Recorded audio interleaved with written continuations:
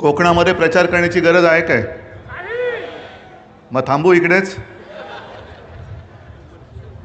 मी मुद्दामून आलो कारण मला कल्पना आहे कोकणामध्ये मला प्रचाराची. कोकण हे शिवसेनेचं आणि आम्हा ठाकरे कुटुंबियांचं हृदय आहे. आणि भास्करराव आहेत, राजन आहे, वैभव आहे, तुम्ही सगळेजण आहात. मला अभिमान आहे तुमचा. शिवसेना फोडण्याचा प्रयत्न झाला तरी सुद्धा तुम्ही जागच्या जागी उभे आहात. आणि हा डाव कसा आहे बघा. एक तर शिवसेना फोडली, शिवसेना चोरली, गद्दाराकडे धनुष्यबाण दिलं, गद्दाराची पूर्ण तंगडतोड केली, जागा कापल्या, उमेदवार बदलले आणि इतक्या वर्षानुवर्ष तुम्ही जीवापाड जपलेला धनुष्यबाण तर चोरलाच, पण आता कोकणावरनं तो सुद्धा गायब करून टाकला. म्हणजेच काय की त्या लाचारांना कळलंच नाही, खोक्यात जे बसले त्यांना कळलंच नाही की हे जे गद्दारांचे मालक बसलेत दिल्लीत दोन, ते शिवसेनेबरोबरचं कोकणचं नातं तोडायला निघालेत. त्यांना माहीत नाही अजून कोकणामध्ये जांबा दगड आहे आणि असं म्हणतात की जांबा दगड हा कोणे एकेकाळी लावारस होता. बरोबर ना? याचा अर्थ असा नाही की त्याचा पुन्हा लावा नाही होणार. आज संपूर्ण कोकणात नाही अख्ख्या महाराष्ट्रामध्ये भाजपच्या विरुद्ध लावारस उसळून वर आलेला आहे. आणि मोदींना अजून काय त्याला म्हणतात तो सूरच लागत नाहीये. आणि झालंय असं की सध्या IPL चे दिवस सुरू आहेत. मॅच बघताना पंचायत होते की अरे हा खेळाडू आपल्या टीममध्ये होता, तो नाही तो तिकडे गेला. अरे तो तिकडे होता, नाही तो आता इकडे गेला. आणि तसं भारताच्या राजकारणात झालंय. IPL म्हणजे इंडियन पॉलिटिकल लीग, असंच झालेलं आहे. मोदी किती काही बोलतील, पण मोदींचा तो जो काय पहिला आत्मविश्वास होता 14 साली आणि 19 सालचा तुम्हाला बघायला मिळतोय? नाही. हो असेल तर हो बोला, मला तर दिसतच नाही आत्मविश्वास. पहिल्यांदा अगदी 19 साली सुद्धा आपण फसलो होतोच. काय रुबाब होता, कारण शिवसेना सोबत होती. आणि त्यांचं एक वाक्य होतं, एक अकेला सब पे भारी. अशी मस्ती होती. छाती होती 56 इंचांची. आता त्या छातीमधली हवा पण गेली. आणि एक अकेला सब पे भारी, आजूबाजूला सब भ्रष्टाचारी. काय ही गत आले. म्हणजे अटलजींचा आत्मा रडत असेल वरून. ते जे बोलले होते की अशी जर का सत्ता मला मिळत असेल तर मी ती चिमटीत सुद्धा पकडणार नाही. आता अटलजींचा आत्मा ढसाढसा रडत असेल की काय कोणाच्या नाकर्तेच्या हातामध्ये भाजपा गेला आणि होता नव्हता भाजपाने खतम करून टाकला, संपवून टाकला. अरे शिवसेना अख्खी तुमच्या सोबत होती तेव्हा मोदीजी आणि शहाजी जी खरं लावण्याची गरज नाही. तुम्हाला महाराष्ट्रामध्ये किती वेळा यावं लागत होतं, किती सभा तुम्ही घेतल्या होतात, कारण अख्खी शिवसेना तुमच्या सोबत होती. का तुम्हाला औरसा आठवली मला कळत नाही. पण विनाशकाले विपरीत बुद्धी. विनाशच होणार असेल तर विपरीत बुद्धी होणारच. आणि म्हणूनच कदाचित हा एक नियतीचा संकेत किंवा देवाचे आशीर्वाद आहेत की त्यांनी शिवसेनेला त्यांच्यापासून बाजूला केली, की त्यांचा विनाश होतोय, तुम्ही नका राहू त्यांच्यासोबत, जाऊ दे त्यांना, बुडतायत बुडू द्या.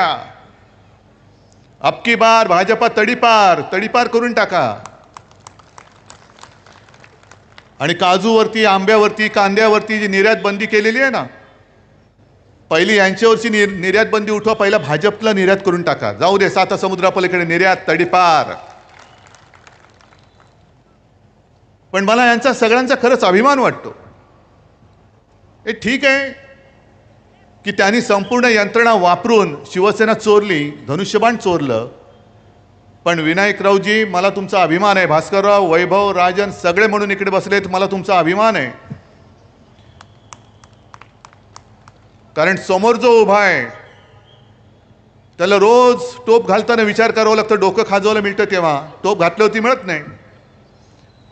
तेव्हा खाजवून विचारतो, अरे आज कोणत्या पक्षात होत आपण? हा बघा, तुम्ही विचार करा त्यांना, कारण आठवतच नाही काल कोणत्या पक्षात होतो, आज कोणत्या पक्षात आहे. इतके वर्ष स्वतः सकट स्वतःची पिलावळ, ही जिकडे सत्ता असते, जिथे सत्ता तिकडे तुम्ही झुकता. सगळी मंत्रीपदं घेतली, आमदारक्या खासदारक्या सगळ्या घेतल्या, पण माझ्या कोकणासाठी काय केले? एक तरी लघु किंवा सूक्ष्म तुमच्या साईजप्रमाणे प्रकल्प कोकणात आणलात का तुम्ही? कारण भाजपा हुशार आहे, त्यांनी त्यांच्या कुवतीप्रमाणेच दिलं, लघु आणि सूक्ष्म. आता निवडणुकीनंतर मायक्रोस्कोप आणावं लागेल की अतिसूक्ष्म, म्हणजे करोनाचा जीवाणू दिसेल पण हे नाही दिसणार, एवढे सूक्ष्म होतील हे. पण मस्ती किती आहे? आज तुम्ही गद्दारांना आमच्या अंगावर सोडून शिवसेना संपवायला निघालात. अहो, अनेक वर्षानुवर्ष हे सगळे माझे जीवाला जीव देणारे शिवसैनिक जे बाळासाहेबांनी जोडून दिलेले आहेत, आणि मी मागे पण म्हटलं की माझी वडिलोपार्जित कमाई आहे, आहेच माझी वडिलोपार्जित कमाई, अभिमान आहे मला याचा, हे माझं वैभव आहे. आणि मोदीजी, तुम्ही जे म्हणतायत घराणेशाही घराणेशाही, आमची घराणेशाही आहे ते लोकांना मंजूर आहे की नाही रे? पण तुम्हाला शिवसेनेची घराणेशाही चालत नाही. शिवसेना प्रमुखांचा फोटो लावता, नालायक माणसं सगळी, अंगामध्ये कर्तृत्व नाही आहे. तुम्ही माझी शिवसेना चोरताय, माझा धनुष्यबाण चोरताय, माझे वडील चोरताय, कर्तृत्व शून्य माणसं आहेत. तुम्हाला शिवसेनेची घराणेशाही नको आहे, हिंदू हृदय सम्राटांची घराणेशाही नको आहे, पण तुम्हाला गद्दारांची गुंडांची घराणेशाही चालते. हे दुःख हे आम्हाला नसलं, तुम्हाला नसलं तरी अटलजींना वाटत असेल. कोणाची घराणेशाही तुम्ही पोचताय आणि काय भाषणं करतायत? आणि हा कोकण हा सुसंस्कृत आहे. ज्या पद्धतीने काल परवाकडे फडणवीस येऊन गेले, यांना मत म्हणजे त्यांना मत, म्हणजे दोघं झालं. तर कोकणामध्ये जर शिवसेना तेव्हा उभी राहिली नसती, विनायक राऊत, वैभव भास्करराव वगैरे सगळे जे आहेत हे तुमच्यासोबत उभे राहिले ना, आज कोकणामध्ये काय चाललं असतं? गुंडागर्दी, गुंडराज चालू झालं असतं, गुंडाराज झालं असतं ना. मग तुम्हाला परत गुंडाराज पाहिजे कोकणमध्ये? उघड उघड सांगतायत की यांना मत म्हणजे त्यांना मत, आणि भाजपचे इथले लोक काही करू शकणार नाहीत. जे कल्याणमध्ये घडलं, कल्याणमध्ये भारतीय जनता पक्षाचा एक आमदार गणपत गायकवाड, अनेकदा त्यांनी त्यांच्या वरिष्ठांकडे तक्रार केली की हे बघा काय चालले, हे बघा काय चालले. कोणी ऐकायला तयार नाही. शेवटी एवढा उद्विग्न झाला, त्याच्या मुलाला पोलीस स्टेशनमध्ये जेव्हा यांच्या मिंद्यांच्या गुंडांनी धक्काबुक्की केली तरी पोलीस काय करायला तयार नाहीत, म्हणून बाप म्हणून त्यांनी गोळ्या घातल्या त्याला. मी काय समर्थन नाही करत.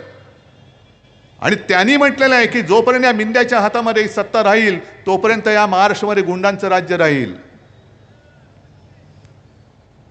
आज जुलूम जबरदस्तीने ते कारभार करू इच्छित आहेत. मी विसरलो नाही अजून. बारसूमध्ये मी जेव्हा आलो होतो, माझ्या माता भगिनींना कशा पद्धतीने मारहाण केली होती. जर शिवसेनामध्ये पडली नसती तर आज बारसूचा विषय हा लोकांनी संपवला असता की नसता हे तुम्ही सांगा. फौज आणून उभी केली असती, आणि कदाचित मी असं म्हणत नाही की त्यांचं सरकार येणार तर नाहीच, पण त्यांचं स्वप्न हेच असेल की आपलं सरकार आल्यानंतर बघू ना, बारसू काय जैतापूर काय फौजा आणून उभ्या करू आणि कोणाला मारायचंय. मागे जैतापूरमध्ये गोळ्या घातलेल्याच आहेत, गोळीबार झालाच होता. मग त्याच पद्धतीने यांना जर कोकण स्वतःच्या विळख्यात घ्यायचं असेल तर बारसूची रिफायनरी ही तुमचा विरोध डावलून सुद्धा ते उभं करू शकतील. आणि मी तुम्हाला वचन देतोय, आपलं इंडिया आघाडीचं सरकार येणार म्हणजे येणार, आणणार म्हणजे आणणारच. आणि मग बारसू असेल, जैतापूर असेल, कोणताही विनाशकारी प्रकल्प मी कोकणात येऊ देणार नाही. नुसता जमिनीवरनं नाही तर तिथल्या सरकारच्या कागदावरून सुद्धा तो मी पिसून टाकेन, हे माझं तुम्हाला वचन देतोय मी तुम्हाला. आणि मग भाजपच्या अंधभक्तांना मला विचारायचं आहे की तुम्ही प्रचार कोणाचा करताय? विनाशाचा प्रचार करताय का? शिवसेनेला मत का द्यायचं नाही आणि गद्दाराला मत का द्यायचं? आम्ही विकासाच्या गोष्टी करतो, तुम्ही विनाशाच्या गोष्टी करता आहात. जसं ते म्हणतात की यांना मत म्हणजे त्यांना, मोदींना मत, तसं मी सांगतोय की त्यांना मत म्हणजे विनाशाला मत. मग एका बाजूला विनाश आहे आणि दुसऱ्या बाजूला विघ्नहर्ता विनायक आहे. तुम्हाला काय निवडायचं तुम्ही निवडा. हे किती काळ सहन करणार? काजूवरती निर्यात बंदी, आंब्यावरती ही बंदी, त्याच्यावरती ती बंदी. आणि यांचा जो महाराष्ट्राबद्दलचा जो आकस आहे, हा आकस आता एवढ्या टोकाला पोचलेला आहे की तुम्ही जे गाणं ऐकलं ना मग अशी मशाल गीत, आहे तिकडे मोठ्या प्रमाणावरती मुस्लिम बांधव आले. तुम्हाला काय खटकतंय काय रे त्याच्यात? मी मुस्लिम बांधवांना आणि माता भगिनींना विचारतो, तुम्हाला काय खटकते त्या गाण्यात? आहे आमचं जय भवानी जय शिवाजी आहे, काय खटकते तुम्हाला? जय भवानी जय शिवाजी कोणी नेतं, कारण दोन्ही आपली दैवत आहेत. जसं मोदीजी प्रत्येक सभेत जात आहेत, शहा जात आहेत आणि जय श्रीराम बोलत आहेत. अरे आम्ही पण जय श्रीराम बोलतो ना, आम्ही काय असे काय हे नाही होत, रामाचे काय विरोधक नाही होत. आम्ही जय श्रीराम म्हणतो, आम्ही बजरंगबली की जय म्हणतो. पण आमच्या महाराष्ट्राच्या नसा नसामध्ये जे जय भवानी आणि जय शिवाजी आहे, ते तुम्ही उपरे दोघं जण येऊन आमच्या महाराष्ट्राच्या रगारगातलं जे जय शिवाजी आणि जय भवानीचं प्रेम तुम्ही काढू शकताय, काढू इच्छित आहे? तुमचा महाराष्ट्राबद्दलचा आकस, तुमचा उद्धव ठाकरेबद्दलचा संताप, ठीक आहे, मैदानात उतरा. उद्धव ठाकरेला संपवायचं ना, उद्धव ठाकरे मैदानात उतरलाय, तुम्ही मैदानात या आणि लढून दाखवा उद्धव ठाकरेशी, होऊन जाऊ दे समोर समोर. पण सोबत तुमचे सगळे जे घरगडी आहेत, ईडी, इन्कम टॅक्स, सीबीआय, ते उद्या आमच्याकडे असणार आहेत, आमच्या अंडर असणार आहेत. आज तुम्ही ज्या पद्धतीने त्यांचा दुरुपयोग करतात, त्या अधिकाऱ्यांना सुद्धा सांगतोय, उद्या आमच्याकडे आल्यानंतर तुमच्या नांग्या ठेचल्याशिवाय आम्ही राहणार नाही. ज्या पद्धतीने तुम्ही राजन साळवीच्या घरात घुसलात, उद्या आमचं सरकार आल्यानंतर तुमच्या घरात घुसल्याशिवाय राहणार नाही. राजनच्या घरामध्ये घुसलात. मी मागच्या सभेत सुद्धा बोललो होतो, सगळ्याची किंमत किती, ह्याची किंमत किती, टेबलची किंमत किती, खुर्चीची किती, शिवाजी महाराजांच्या पुतळ्याची किंमत कोण ठरवणार? मोदींचा घरगडी. अहो, ज्यांना महाराजांची किंमत नाही कळत, तो आमच्या देशावरती राज्य करतो, हे आमचं दुर्दैव आहे. महाराजांचा पुतळा म्हणजे नुसतं काहीतरी चिखलातून बनवलेलं काही मूर्ती नाहीये, ते दैवत आहे. त्याची तुम्ही किंमत लावताय. हिंदू हृदय सम्राट शिवसेना प्रमुख बाळासाहेब ठाकरे, जर जे ते त्यावेळेला मोदीजी तुमच्या मागे उभे राहिले नसते, तर अटल बिहारीजींनी तुम्हाला केराच्या टोपलीत तेव्हाच टाकलं असतं. त्यांच्या खुर्चीची किंमत. म्हणून मी राजनला तेव्हा विचारलं होतं की राजन, सगळ्याची किंमत त्यांनी काढली, मग शौचालयात गेले होते की नाही कमोडची किंमत बघायला? कारण नंतर आपली सत्ता आल्यानंतर त्यांना त्याचा उपयोग करावा लागणार आहे. वेडवाकडं कसंही तुम्ही वागता आहात, काय वाटेल ते करता आहात. आणि तो जो काय त्यांचा नारा होता 400 पार, आता गप्प बसले, कारण काहीच चालत नाहीये. 400 पार कशासाठी? तर आपली घटना बदलण्यासाठी. आणि मी नाही बोलत, त्यांचेच माजी मंत्री, त्यांचेच उमेदवार, त्यांचेच खासदार बोलताना त्यासुद्धा क्लिप आलेल्या आहेत. मग घटना बदलण्याची अवदसा तुम्हाला का आठवली? म्हणजेच काय की महाराष्ट्राबद्दलचा जो आकस आहे, एक तर महाराष्ट्रामधले महाराष्ट्राच्या हक्काचे उद्योग धंदे तुम्ही गुजरातला घेऊन जातात. तुम्ही महाराष्ट्राच्या हक्कासाठी लढणाऱ्या शिवसेनेला खतम करू इच्छित आहात. तुम्ही महाराष्ट्राचं दैवत असलेल्या जय भवानी जय शिवाजी या शब्दावरती आक्षेप घेत आहात. आणि मी जाहीर आरोप करतोय, महाराष्ट्राच्या सुपुत्रांनी डॉक्टर बाबासाहेब आंबेडकरांनी केवळ त्यांनी लिहिली म्हणून तुम्ही घटना सुद्धा बदलायला निघाला आहात. डॉक्टर बाबासाहेब आंबेडकर हे महाराष्ट्राने देशाला दिलेलं दैवत आहे आणि त्यांनी घटना लिहिली. अरे त्यांची बुद्धिमत्ताच तशी होती. म्हणून इतके 75 वर्ष होऊन सुद्धा त्याच घटनेच्या आधारावरती आणि ह्याच्यानंतर सुद्धा हजारो वर्ष आपला भारत देश, हिंदुस्थान हा त्या घटनेच्या आधारावरती चालणार आहे. पण इथे सुद्धा तुमचा महाराष्ट्राबद्दलचा आकस दिसतोय. माणसं, अरे तुमच्या भूमीमध्ये गुजरातमध्ये औरंगजेब जन्माला आला, त्याला आम्ही काय करू? आमच्या भूमीमध्ये छत्रपती शिवाजी महाराज आणि बाबासाहेब आंबेडकरांसारखी, त्याला आम्ही काय करू शकतो? तुम्हाला त्यांची पूजा करता येत नसेल तर तुम्ही तुमच्या मातीत जो जन्माला आला त्याची पूजा तुम्ही करा ना. पण जे काय जुमले त्यांनी दिले होते 14 साली, 19 साली, आता 24 साली, 15 लाख रुपये देणार होते. आलेत कोणाच्या खात्यात? आले असतील तर हात वर करा, मला आनंद होईल. जर कोणाच्या खात्यामध्ये मोदी सरकारकडनं 15 लाख रुपये आले असतील तर हात वर करून सांगा, मी आत्ताच्या आत्ता माझा प्रचार इथल्या इथे थांबवायला तयार आहे. मग त्यांनी 14 साली काय सांगितलं होतं की प्रत्येकाच्या खात्यात 15 लाख रुपये येतील. कोणाच्या खात्यात हजारो कोटी आले? भाजपच्या खात्यात आले. निवडणूक रोख्यांच्या माध्यमातून हजारो कोटी, 8-10 हजार कोटी हे त्यांनी 2 ते 2.5 वर्षात कमावले.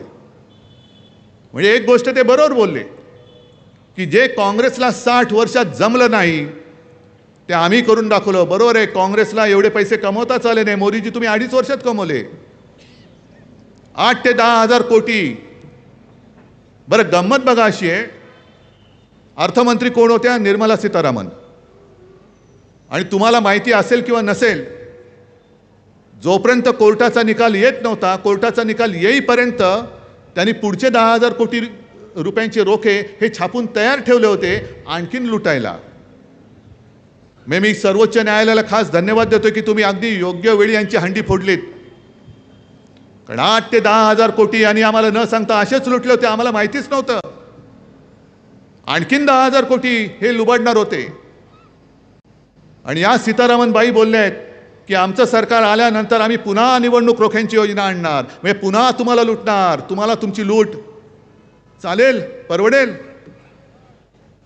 बरं, गंमत मी एवढ्यासाठी म्हटलं की ज्या सीतारामन बाई बोलले की हे आम्ही पुन्हा ही रोखे आणणार, रोख्यांची योजना आणणार, त्यांचेच पती परकला प्रभाकर, त्यांनी तर त्यांच्यावरती जो मोठा आघात केलेला आहे, त्यांनी सांगितलं की हा जगातला सगळ्यात मोठा घोटाळा आहे आणि त्याचं नाव त्यांनी मोदी गेट असं दिलेलं आहे. मोदी गेट. मोदींवरती थेट आरोप त्यांनी केलेला आहे. आम्हाला संपवायला निघालात ना? का? आम्ही तुमची पालखी वाहत नाही म्हणून तुम्ही आम्हाला संपवायला निघालात? मग तुमच्याच मंत्रिमंडळातल्या ज्या मंत्रीबाई होत्या त्यांचे यजमान तुमच्या तोंडावरती बोलताय की तुम्ही घोटाळा केलाय, तुम्ही घोटाळेबाज आहात. का त्यानं उत्तर देत नाही? आम्ही आरोप करतोय, आरोप नाही करत, आम्ही सत्य लोकांसमोर आणतोय.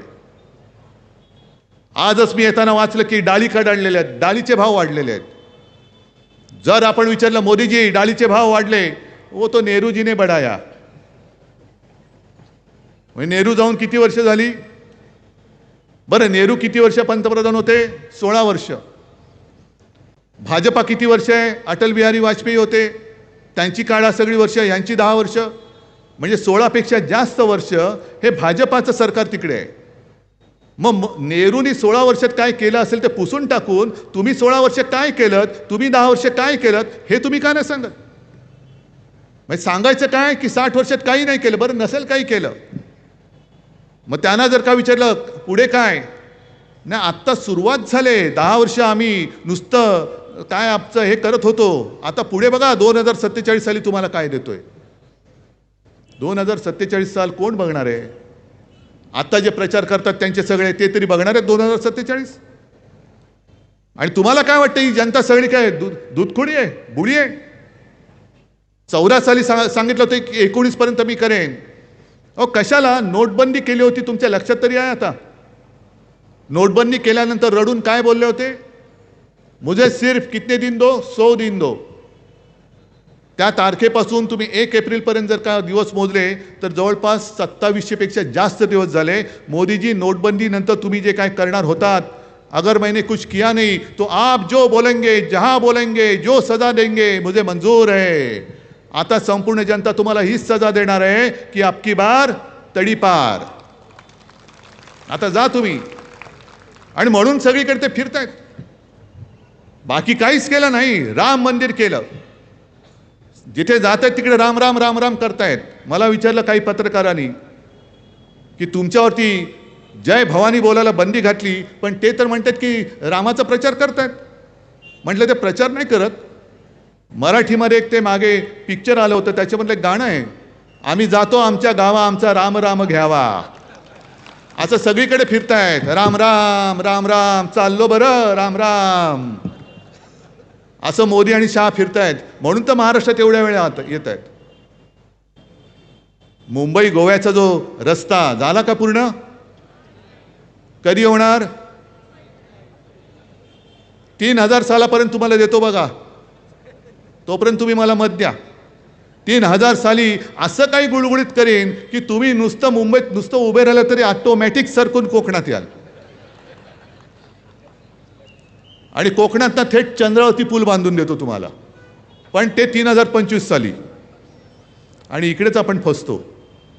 आता अशी ते जे काय आगडबंब वचनं आणि आश्वासनं देत आहेत, जसं मी तुम्हाला सांगितलं मी चंद्रावती पूल बांधून देतो. चला मला सगळ्यांना विचारायचं आहे, कोणाची तयारी चंद्रावती पूल बांधून द्यायची? काँग्रेस राष्ट्रवादीची पण लोक आहेत. देत आहे का? मी देतो. मग तुम्ही विचार काय करता? अरे माहिती आहे हा पूल होणार नाहीये, ही लोक पण नाही बोलतायत, पण मग मत देऊन बघायला काय हरकत आहे? केला तर हे असंच चाललंय. 14 साली सुद्धा ते रुपये तुम्हाला देतो. प्रत्येकाच्या हर घर नल से जल. नळ तरी आले का? अनेक ठिकाणी आज महाराष्ट्रामध्ये पाण्याचं दुर्भिक्ष आहे. काही ठिकाणी जसं शिवसेना प्रमुख सांगायचे की एक उमेदवार प्रचाराच्या सभेत बोलला की मला निवडून द्या, मी घराघरात नळ देईन. लोक खुश झाले, कारण सगळ्या माता भगिनी लांब जायच्या घागरी घेऊन आणि पाणी भरून यायच्या. घराघरात नळ येणार असेल तर का नाही द्यायचं?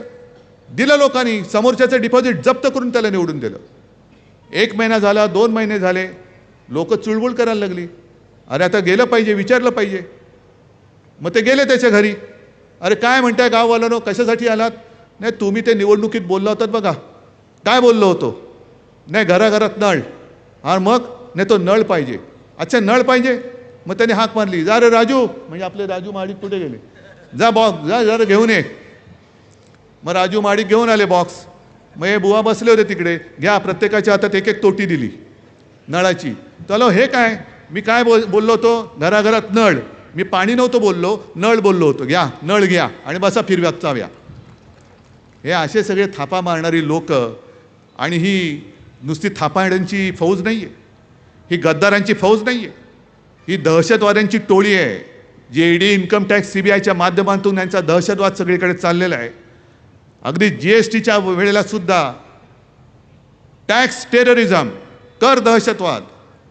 म्हणजे मेहनत करतायत त्यांना असं काही पिळायचं की जरा कुठे काही चूक झाली सरळ उचलायचं आणि तुरुंगात टाकून द्यायचं.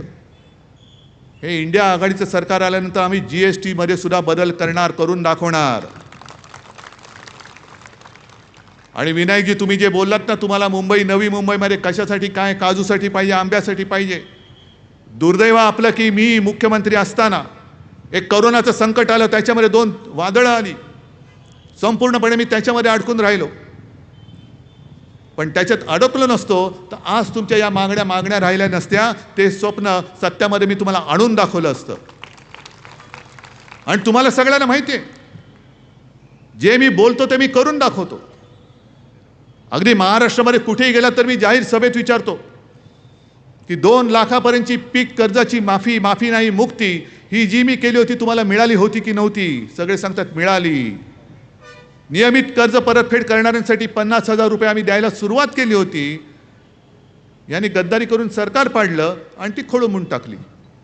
आता तुम्हाला मी विचारतो, किनारपट्टीवरती जेव्हा 2 वादळं धडकली होती तेव्हा जी काय आपत्कालीन मदत केली होती ती तुम्हाला मिळाली होती की नव्हती? हे मला तुम्ही सांगा. होती की नव्हती? अगदी चिपळूणमध्ये सुद्धा मी आलो होतो, अगदी किनाऱ्यावरती सुद्धा गेलो होतो. याचा अर्थ असा की जे होणार नाही, चंद्रावरती पूल करेन, घराघरामध्ये आणखीन काहीतरी करेन, असं वेडवाकडे मी बोलत नाही. जे होण्यासारखं असेल तेच बोलतो आणि जे बोलतो ते मी करून दाखवतो.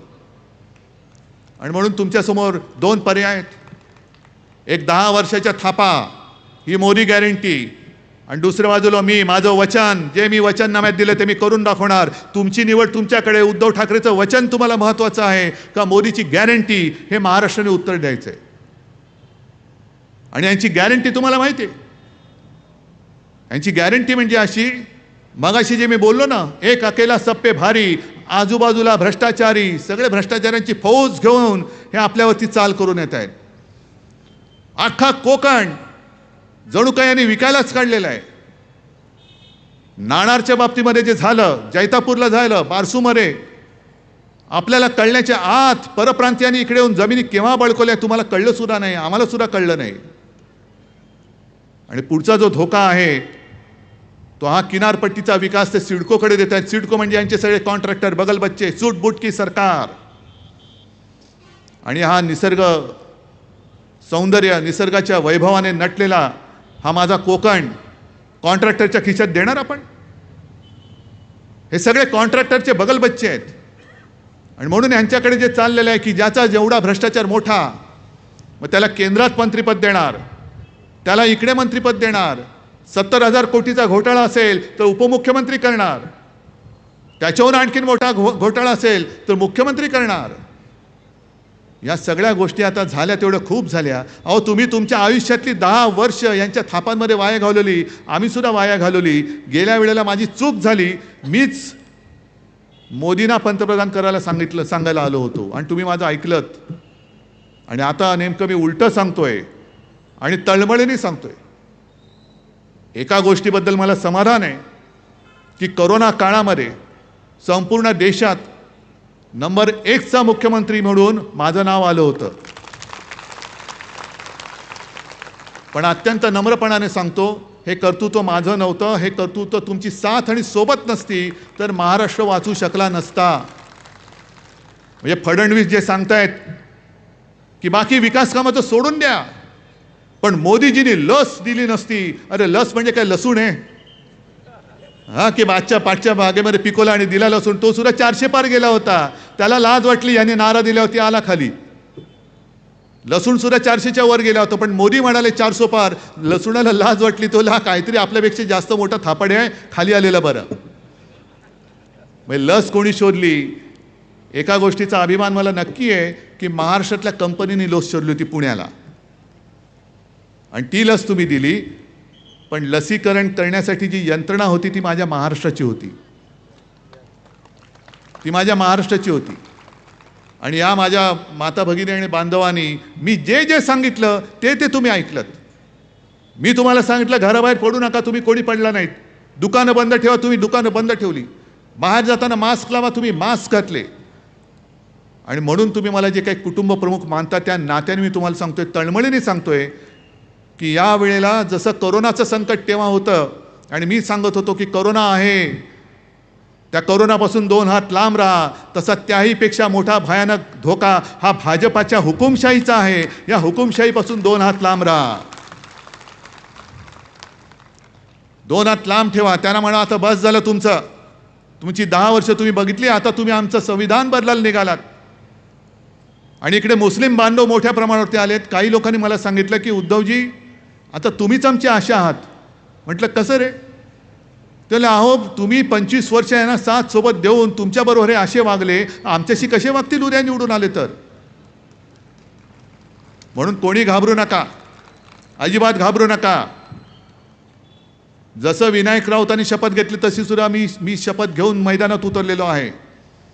बाकी देश खूप मोठा आहे, पण आपण खास करून छत्रपती शिवाजी महाराजांच्या महाराष्ट्रातले मर्द मावळे आहोत. आणि त्या मर्द मावळ्यांना मर्दपणा काय असतो ते शिकवावं लागत नाही. मर्दपणा त्यांच्या रगारगात, त्यांच्या नसानसात भिनलेला आहे. येऊ दे मोदी शाह, किती त्यांची ईडी सीबीआय इन्कम टॅक्सची धाड घेऊन येऊ द्या, त्यांच्या त्या टीमची तंगडतोड करून ठेवल्याशिवाय आपण राहायचं नाहीये आणि त्यांना हद्दपार केल्याशिवाय आता थांबायचं नाही. म्हणून आता एकच नारा द्यायचा, अबकी बार, अबकी बार कोण? आणि दुसरी गोष्ट, तुम्ही जेव्हा जाल त्या मतदान यंत्रणेमध्ये जे काय आहेत, कारण एवढे नालायक लोक आहेत, आणखीन एक कोणतरी विनायक राऊत शोधून काढलंय, त्यांनी